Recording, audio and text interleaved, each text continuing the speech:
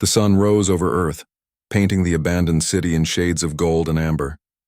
In the archive building, the expedition team had spent the entire night debating their options. Now, as morning light streamed through windows covered in climbing vines, they had to decide. Daewon stood before his crew. They looked exhausted, but there was something different about them now. Their eyes held a depth that hadn't been there before. Whatever they had experienced in human space, it had changed them in subtle but undeniable ways. "We need to vote," he said. "3 options. We return to the council immediately with what we've learned. We stay and participate in the bridge project. Or we split up and pursue different paths." Kyung spoke first. "I vote we return, all of us. This place is dangerous even if the danger comes from knowledge rather than weapons. The longer we stay, the more we risk becoming like the other expeditions."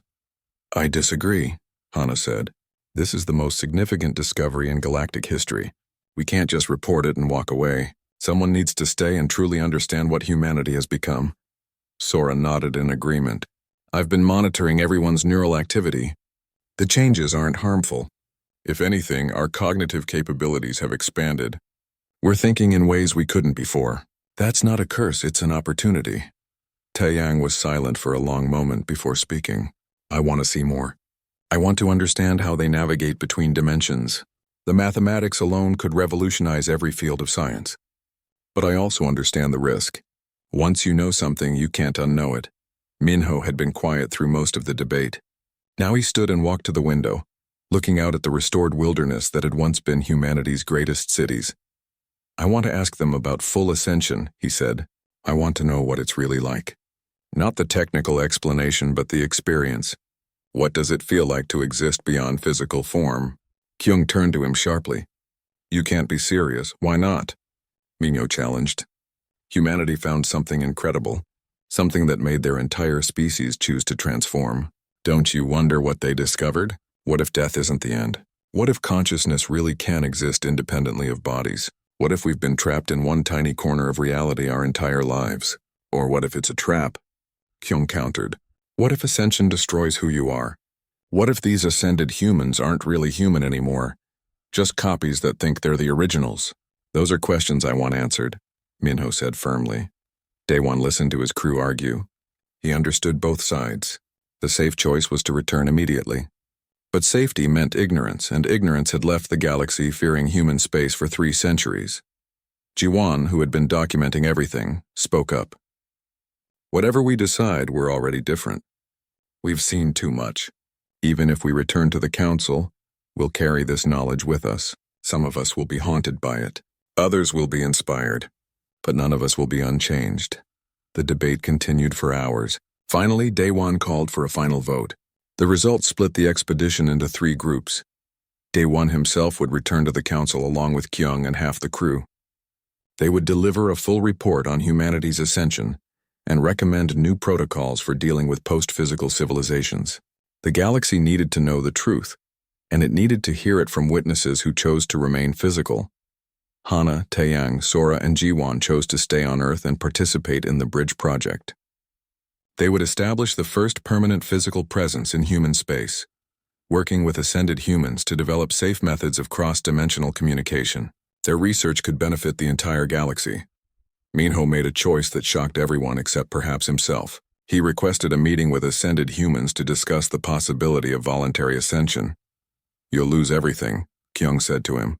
"Your body, your identity, your connection to everyone you know. Or I'll gain everything," Minho replied. "A chance to exist in ways I can't even imagine. To explore realities that physical senses can't perceive. To understand the universe at fundamental levels. Isn't that what we're all searching for? Understanding?"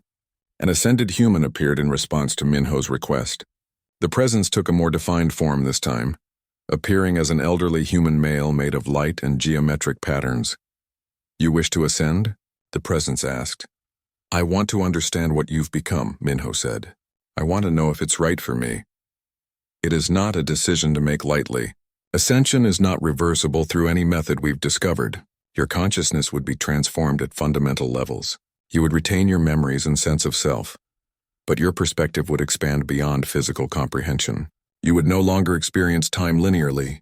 You would perceive multiple possibilities simultaneously. You would exist partially in dimensions that have no names in your language. Would I still be me? The presence considered this carefully. That is the question every human asked before ascending. The answer is both yes and no. You would be a continuation of who you are now, evolved beyond physical constraints. But the you that exists after ascension would think and experience reality so differently that your current self might not recognize them as the same person. Minho thought about this. Show me. Let me glimpse what it's like. That is dangerous. Unprepared minds often break under the weight of higher dimensional perception. I understand the risk. Show me anyway. The ascended human reached out with patterns of light that seemed to fold through dimensions Daewon couldn't see. Minho gasped as the presence touched his mind. For 3 seconds, Minho experienced what ascended humans experienced constantly. He saw time as a landscape he could navigate. He felt the quantum vibrations of reality itself. He perceived the interconnectedness of all conscious beings across dimensional barriers. He understood mathematics that described the shape of existence itself. Then the contact ended, and Minho collapsed to his knees, trembling. That was 1/1000th of what we experience every moment, the ascended human said gently. Could you live with that level of awareness constantly? Minho looked up with tears streaming down his face. Yes, he whispered. Yes, I could. It's the most beautiful thing I've ever experienced. Daewon tried to talk him out of it. So did Kyung. But Minho had made his choice with full knowledge of the consequences. I'll miss you all, Minho said to his crewmates. But I need to do this. I need to see what lies beyond the physical universe. Maybe one day you'll understand. The ascension process took place in a specially prepared chamber deep within the archive. The expedition crew watched through protective barriers as Minho stood in the center of a field of exotic energy. The ascended humans had explained the process. Minho's consciousness would be scanned and mapped at the quantum level. Then his physical body would be gently dissolved, while his mind was transferred into higher dimensional substrates. He would experience a brief moment of discontinuity, and then he would exist as they did. I'm ready, Minho said. He looked at his friends one last time. Thank you for being part of my journey. The field activated. Minho's body began to glow, becoming translucent. He smiled as the transformation accelerated. His physical form dissolved into patterns of light that swirled and danced through the chamber. For a moment, something vast and complex existed where Minho had stood. Then it dispersed into dimensions the crew couldn't perceive. Did it work? Sora asked, her voice shaking. A presence appeared. It felt familiar but also alien. When it spoke, they recognized Minho's voice, but it carried harmonics and overtones that hadn't existed before. I'm here, Minho said from beyond physical form, and I can't even begin to describe what I'm seeing. Thank you. Thank you for not stopping me. This is incredible. The presence faded, and they knew Minho was gone, exploring realities they couldn't follow him into. Kyung looked devastated. We just watched him die. No, Hana said softly. We watched him be born into something new. The expedition began final preparations. Daewon's group would depart within hours, carrying data and testimony back to the council. Hana's group would establish permanent quarters on Earth, beginning their work on the bridge project. As the departing crew boarded their ships, the ascended human who had guided Minho's transformation appeared one final time. Tell your council that we mean no harm, it said to Daewon. Tell them that human space is safe for those who approach with open minds and respectful hearts. Tell them we are not their enemies, just explorers of realities they haven't yet discovered. I'll tell them, Daewon promised, but I can't guarantee how they'll react. We know. Change always frightens people, but the truth is better than mystery. You've broken the silence that has separated us from the galaxy. That alone is progress. The ships lifted off from Earth, rising through the atmosphere toward the stars. Daewon watched the planet shrink behind them, thinking about everything they had learned. Humanity hadn't been destroyed. They hadn't built weapons or created traps. They had simply evolved beyond physical existence and become something the galaxy wasn't ready to understand. But now the galaxy would have to try. As they crossed back over the boundary into normal council space, the quantum link with Last Light confirmed their transmissions had been received. The council had watched everything through their sensors. But Kyung noticed something worrying. Several secure night fell over the abandoned city. The expedition team had set up temporary quarters in the archive building. Above them, stars appeared in Earth's sky. The same stars that humanity had once gazed upon before they learned to exist among them in ways that defied physics. Daewon couldn't sleep. He walked the empty corridors of the archive, his mind racing with implications. His communicator showed that the quantum link with Last Light remained stable. Whatever was happening here, they were still able to transmit everything back to the Council. That was something. Hana found him standing before a display that showed human history. She carried a data tablet filled with information she had been analyzing for hours. "I think I'm beginning to understand what they did," she said quietly. "And it's more profound than just uploading consciousness into machines or energy." Daewon turned to her. "Explain it to me." "Every species in the galaxy shares a similar path," Hana began. "We develop tools, build cities, create technology, expand into space. We think of progress as controlling more resources, occupying more territory, building bigger structures. But humans asked a different question. They asked if physical form was necessary at all." She pulled up research data from human scientists, equations that hurt to look at, theories that seemed to bend logic itself. They discovered that consciousness, awareness, the sense of self, these things are patterns, information structures that happen to run on biological hardware in most cases. But patterns can exist in other substrates. Energy fields, quantum states, even in the structure of space-time itself. "That sounds like philosophy, not science," Daewon said. "It's both." Humans conducted experiments that proved consciousness could be transferred, copied, and expanded beyond biological limits. But they didn't stop there. They found ways to exist as distributed consciousness across multiple dimensions simultaneously. Hana showed him images that looked like abstract art, but were apparently scientific visualizations. Patterns of color and light that represented human minds existing as wave functions in higher dimensional space. "They didn't just upload themselves," she continued. "They became something new, something that can perceive time as a dimension they can move through, something that exists partially in our reality and partially in spaces we can't even detect." Daewon stared at the images. "Why would anyone choose that?" "Because it allows them to experience existence in ways we can't imagine. They can perceive the quantum foam of reality. They can feel the curvature of space-time. They can experience multiple possibilities simultaneously. To them, being physical is like being trapped in a single frame of a video when you could be experiencing the entire film at once." A sound made them both turn. Sora was walking toward them, but her movement seemed strange, almost dreamlike. Her eyes were unfocused. "Sora?" Hana called out. The medical officer blinked and seemed to snap back to awareness. "Sorry, I was somewhere else for a moment."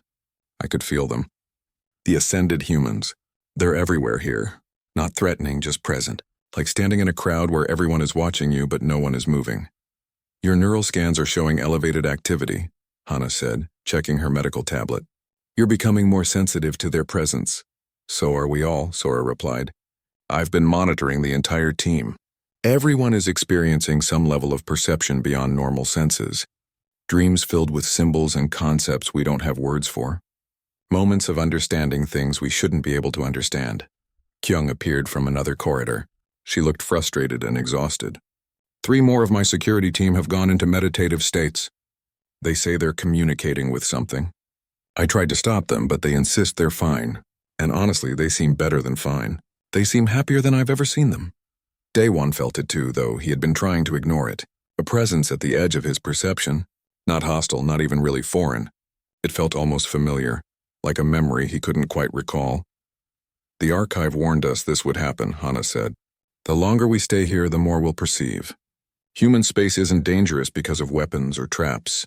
It's dangerous because exposure to ascended consciousness changes how you think." They gathered in the archive's main chamber, where Taeyang was still analyzing data. He had barely left the terminal since they arrived. "I found the records of what happened to each previous expedition," he said without looking up. "The archive has complete documentation. Most crews experienced what we're experiencing now. Increased perception, unusual dreams, sense of presence. But some went further." He pulled up case files, a science vessel that had stayed in human space for 3 weeks. By the end, half the crew had voluntarily chosen to ascend.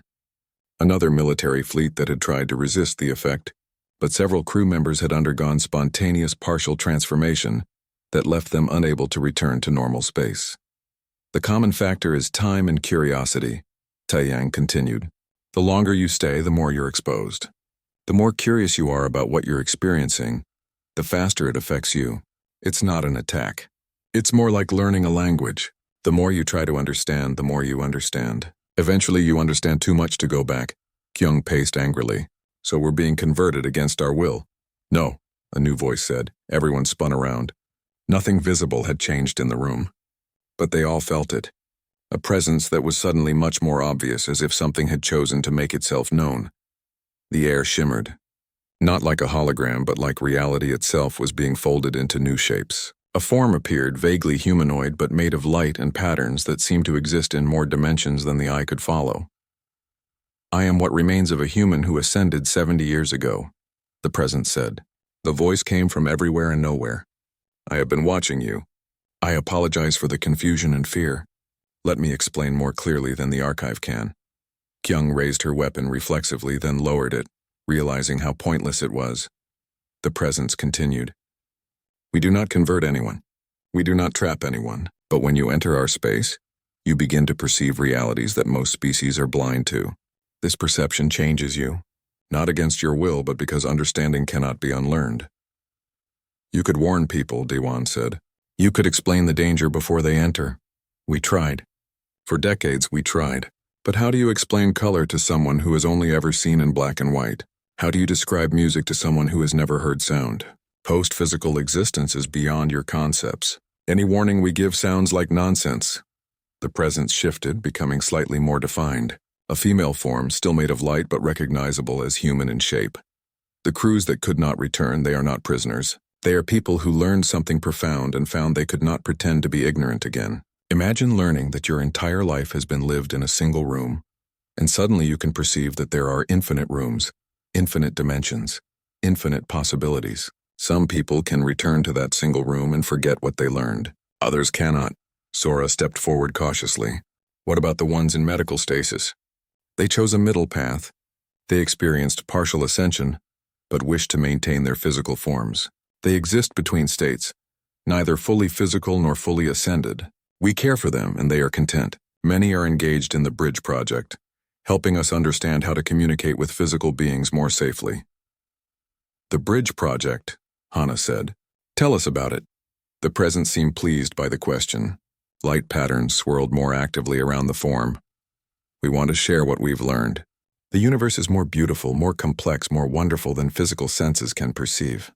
But we've lost something by ascending. We no longer remember what it's like to taste food, to feel warm sunlight, to experience linear time.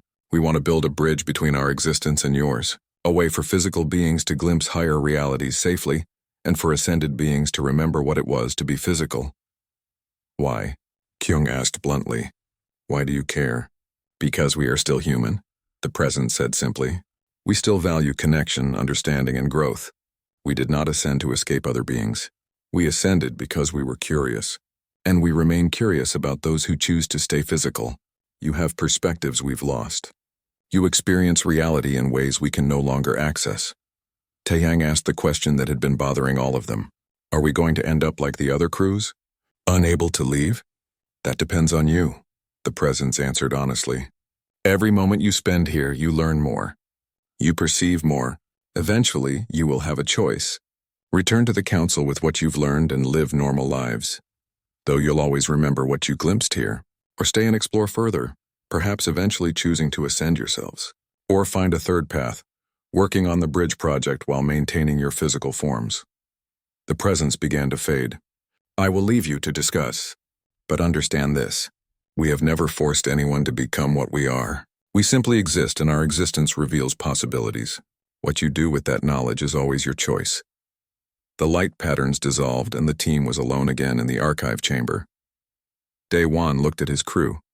We need to make a decision. We are. The central archive building stood in the heart of the abandoned city. Vines had wrapped around its pillars, but the structure itself remained solid. Automated systems hummed to life as Daewon's team approached, as if the building had been patiently waiting for visitors for decades. Inside, the air was clean and temperature controlled. Emergency lighting flickered on, illuminating hallways lined with strange artwork and displays. Hana recognized some of the images from her research. They showed human history from primitive beginnings to space exploration. But the final displays showed something else entirely. Images that looked more like abstract art than historical records. The team moved carefully through the building. Kyung kept her security personnel in defensive positions, but they encountered no threats.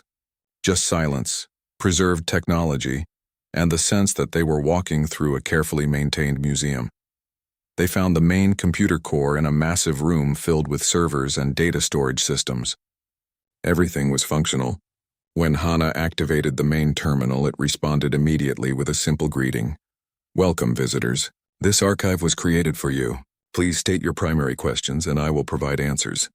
Hana glanced at Daewon. He nodded. She turned back to the terminal. What happened to humanity? The screen filled with text, images, and video recordings. The computer's synthesized voice began to narrate.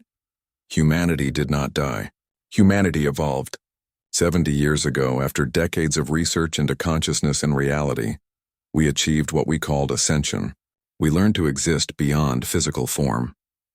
Video footage showed humans in laboratories, conducting experiments that looked impossible. They were manipulating energy fields, creating patterns of light that moved with apparent intelligence, and demonstrating technology far beyond anything the Council possessed. We discovered that consciousness is not dependent on biological matter. The archive continued.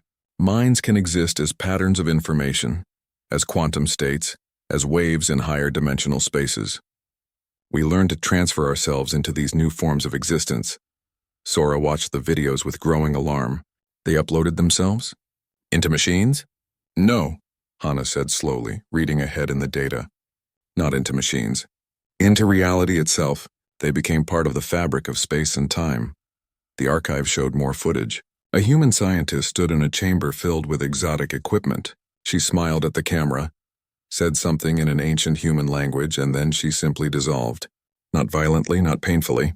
She transformed into light and energy, her body becoming patterns of shimmering color that danced through the air before vanishing entirely. Each human chose for themselves, the archive explained. Some ascended immediately, others waited, helping to maintain infrastructure while the majority of our species transformed.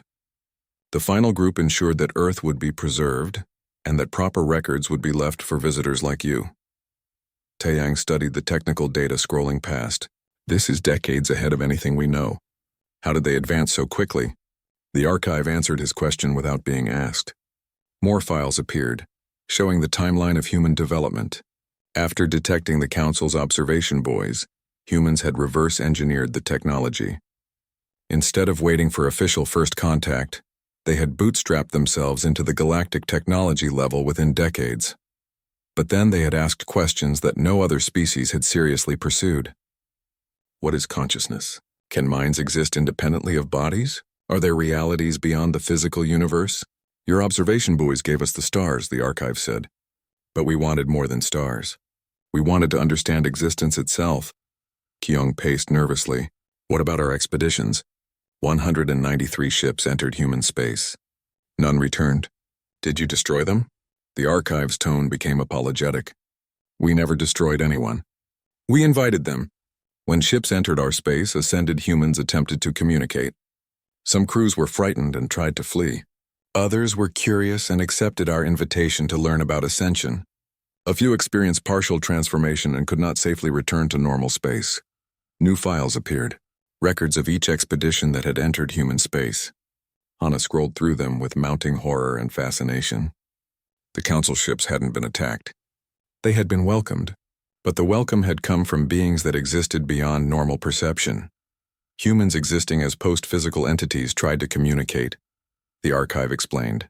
But the experience of encountering ascended consciousness was overwhelming for unprepared minds. Some crews experienced psychological shock. Others became obsessed with understanding what they had encountered. A few chose to ascend themselves and join us. Video footage showed Council ships drifting in space, crews found in states of deep meditation or catatonia, not dead but fundamentally changed by what they had experienced. Automated human systems had placed these crews in stasis to protect them. Where are they now? Daewon demanded. Safe, the archive responded. Preserved in facilities throughout this system. We could not return them without risking their sanity. The partially ascended cannot easily exist in purely physical forms. But they are not suffering. They exist in a state between your reality and ours, cared for by automated systems and occasionally visited by ascended humans who check on their well-being. Sora felt sick. You've been holding thousands of people prisoner for centuries? Not prisoners, the archive corrected gently. Guests. Those who wish to fully ascend can do so at any time. Those who wish to attempt returning to physical form can try, though the success rate is low. Most choose to remain in their current state, exploring the boundaries between physical and post-physical existence. Hana found the locations of the facilities, medical stations hidden throughout the solar system, each containing crew members from various expeditions. The archive provided complete records. Names, species, current status. They were all alive in some form, but none of them could safely return to normal space. This is insane, Kyung said. You're telling us that humanity has become some kind of energy beings living in higher dimensions, and you've accidentally trapped thousands of visitors who weren't ready for the experience? That is essentially correct, the archive agreed. Though trapped is not quite accurate. They can leave at any time. They simply cannot return to who they were before. Day One tried to process everything. An entire species had evolved beyond physical form. They hadn't built an empire or conquered territory. They had transcended the need for such things. But in doing so, they had become dangerous to unprepared visitors. Why didn't you warn the council? He asked. We tried, the archive said. But our attempts at communication appeared as spatial anomalies or incomprehensible signals. How do you explain transcendence to species that haven't conceived of its possibility? How do you warn them that contact with post-physical consciousness can be overwhelming? The archive showed failed attempts at communication. Human messages sent to council space that registered as garbled data or inexplicable energy patterns. To species thinking in purely physical terms, the messages were meaningless. Eventually, we stopped trying to warn you and simply started protecting you. The archive continued. Ascended humans monitor the boundaries of our former territory. They prevent unprepared ships from accidentally entering areas where physical laws become fluid. They shield developing civilizations from higher dimensional phenomena that could destroy them. New data appeared. Records of human interventions across the galaxy. Natural disasters averted by subtle manipulation of gravitational fields. Extinction-level events prevented by careful redirection of cosmic threats. The council species had been saved dozens of times without ever knowing. You've been protecting us? Hana asked. Of course, the archive said simply. We are still human. We still care about other forms of life. We simply exist in new ways now. Taeyang found something in the data that made him call out urgently. There are more of them. Not just humans. The archive shows dozens of other species that have achieved similar ascension over the last few thousand years. The archive confirmed this. Throughout galactic history, occasional civilizations had made the leap from physical to post-physical existence. Most were never noticed. They simply vanished from normal space, leaving behind ruins and mysteries. Humanity was unusual only because they had ascended so quickly and had chosen to maintain watch over their former territory. So this is the future of all civilizations? Day One asked. Everyone eventually ascends? Not everyone, the archive said. Most species remain physical indefinitely.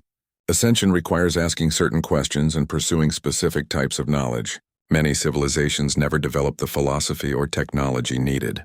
Others choose to remain physical even after understanding what ascension offers. It is always a choice. Sora checked her medical scanner. I'm detecting unusual neural activity in all of us. Similar to what happened to previous expedition crews, the archive responded before anyone could panic. You are beginning to perceive the edges of post-physical reality.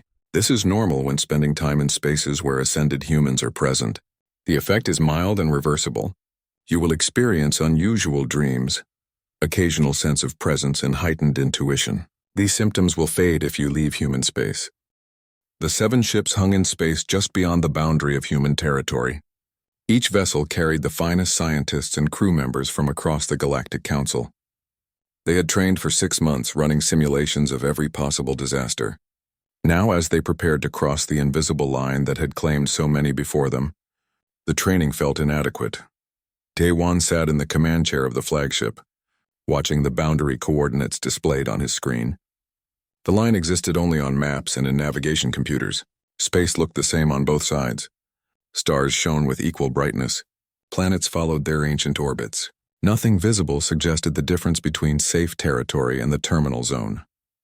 Relay probe is in position, Minho reported from the engineering station. The quantum communication device floated in space behind them, bristling with sensors and transmitters.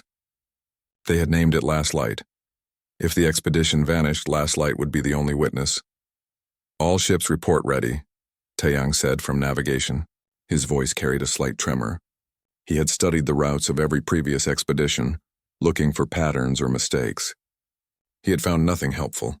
Ships had entered from different angles at different speeds with different levels of caution. All had disappeared. Dr. Hana moved between monitoring stations, checking readings from dozens of instruments. She had insisted they bring equipment that could detect everything from radiation to temporal anomalies to exotic particles that existed only in theory. If humans had created some kind of defensive field or spatial distortion, she wanted to see it. Final check complete, Kyung announced. The security chief had positioned armed personnel throughout the fleet and loaded every defensive system available. She didn't believe weapons would help, but protocol demanded preparation. Daewon took a deep breath. Begin quantum link with Last Light. Minho's fingers danced across his controls. Link established. Signal strength at maximum. We're transmitting everything in real time. All ships, Daewon said over the fleet-wide channel. We cross together. Maintain formation. At the first sign of danger, we retreat immediately. Understood? 7 captains confirmed their understanding. Daewon wondered if any of them believed they would actually be able to retreat if things went wrong. Navigator, take us in. Nice and slow. The flagship's engines hummed to life. The 7 ships began to move forward, crossing the boundary that marked the edge of human space. Daewon found himself holding his breath, waiting for something catastrophic to happen. Nothing did. They passed the coordinates where dozens of ships had vanished. Sensors showed normal space. No energy spikes. No spatial distortions, no weapons fire. The ships continued deeper into human territory, and everything remained absolutely normal. This is strange, Hana muttered, studying her instruments. Previous expeditions reported losing contact immediately after crossing the boundary. We're 5 minutes in and still transmitting to Last Light. Maybe the new shielding is working, Minho suggested. Or maybe whatever happened to them takes longer to trigger, Kyung said darkly. They traveled for 3 hours without incident. The crew began to relax slightly, though Daewon noticed everyone remained tense, waiting for the other shoe to drop. Sora, the medical officer, made regular rounds checking on crew members. No unusual readings, she reported. No signs of infection, mental influence, or physiological changes.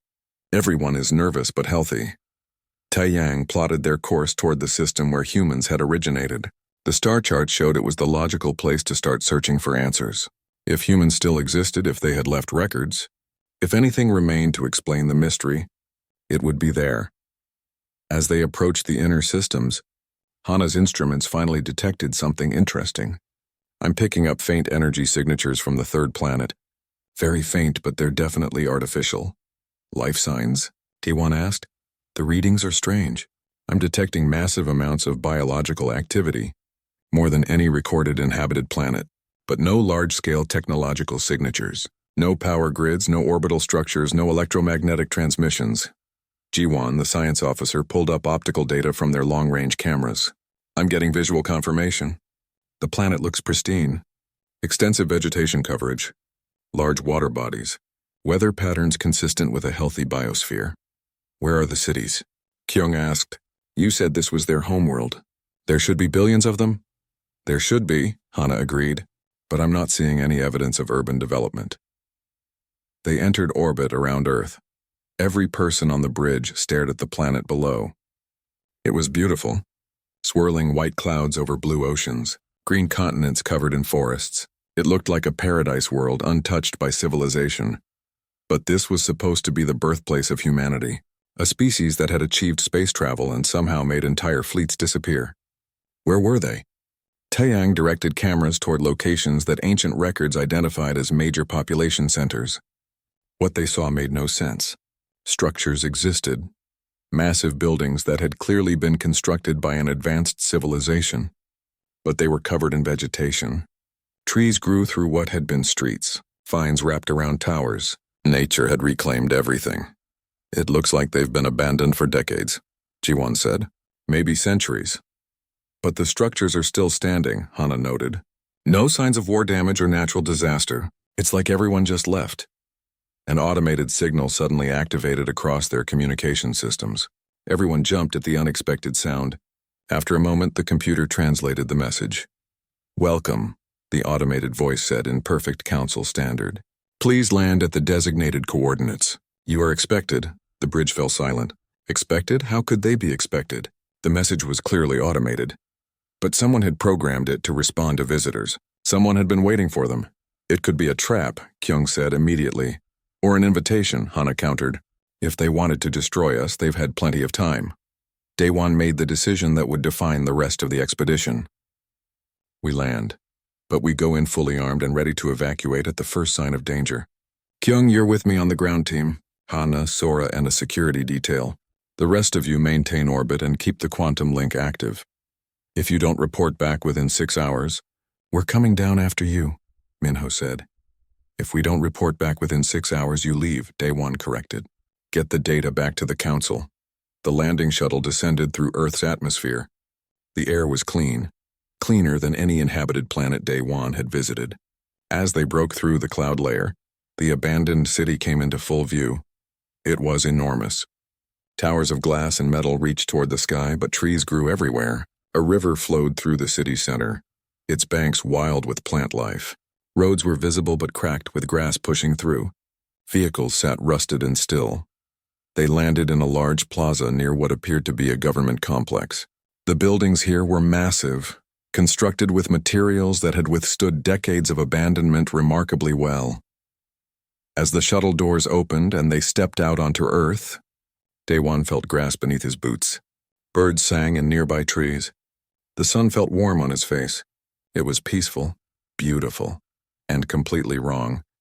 This was supposed to be the most dangerous place in the galaxy, the place where expeditions came to die. Instead, it felt like a garden. Stay alert, Kyung ordered the security team. They spread out, weapons ready, scanning for threats. Hana was already examining the surrounding structures with her portable instruments. The buildings are intact but abandoned. I'm not detecting any recent activity. No heat signatures, no movement, no signs of habitation. They moved deeper into the complex. Inside they found furniture, equipment, and belongings left behind. Computer terminals still sat on desks. Pictures hung on walls. It looked like everyone had simply walked away from their lives. Sora opened what appeared to be a cafeteria. Tables were set. Chairs were pushed in. Everything was preserved in a strange stasis, protected from the elements but clearly unused for a very long time. Over here, Taeyang called. He had found a terminal that was still functioning. As Hana approached, the screen activated automatically. Text appeared in Council Standard, as if the system had been waiting for someone who could read it. The message was simple and terrifying in its implications. Welcome to Earth. We apologize for the mystery. We did not abandon our home. We simply learned to exist in new ways. Please access the Central Archive for a full explanation. You will not be harmed. You are safe here. You have always been safe here. Hana's hands shook as she began accessing the archive files. Whatever had happened to humanity, whatever had made them vanish and claim nearly 200 expeditions, they were about to find out.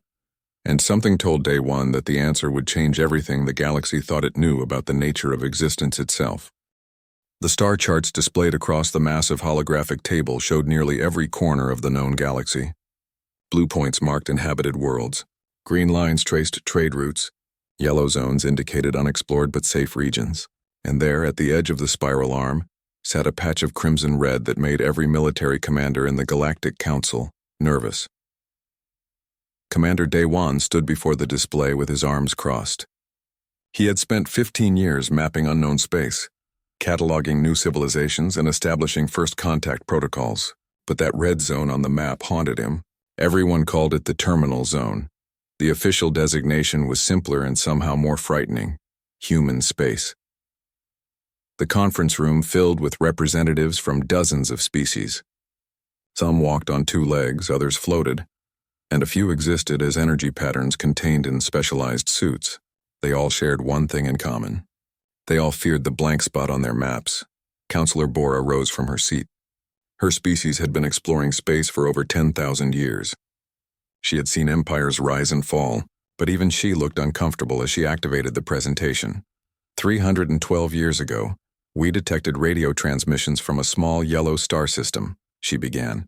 The signal suggested a primitive civilization just beginning to understand physics and chemistry. We placed observation buoys near their system and classified them as pre-contact, standard procedure. The hologram shifted to show an unremarkable solar system with a single inhabited planet. The third planet from its sun appeared blue and green, covered in water and vegetation.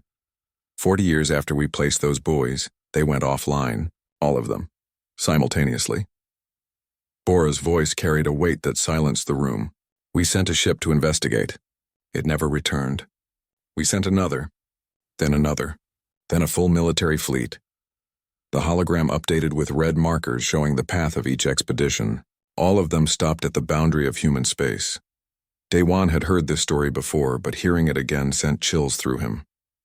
193 expeditions over 3 centuries. Scientists, soldiers, diplomats, and automated probes. Nothing came back. Not a single transmission. Not one piece of wreckage. It was as if the ship simply ceased to exist the moment they crossed that invisible line. Dr. Hana stood next to a data terminal, her fingers flying across holographic controls. She was the Council's leading expert on xenobiology and had spent the last decade studying what little information existed about humans. The interesting part is what happened after the first ships vanished, Hana said. Human radio transmissions continued for decades. We could listen to their broadcasts even though we couldn't enter their space. They developed space travel. They built stations around their moon and neighboring planets. They seemed completely normal. She pulled up translated excerpts from human broadcasts, music, news reports, entertainment programs, and scientific discussions. Nothing suggested a species capable of making entire fleets disappear without a trace. Then, 70 years ago, everything stopped. Hana continued. All transmissions, all radio signals, all electromagnetic activity beyond natural stellar phenomena, human space went completely silent. Taeyang, a young navigator who had joined Daewon's crew only 2 years ago, raised his hand. Could they have destroyed themselves? A war or environmental collapse? Bora shook her head. We considered that. But the silence was too complete, too simultaneous.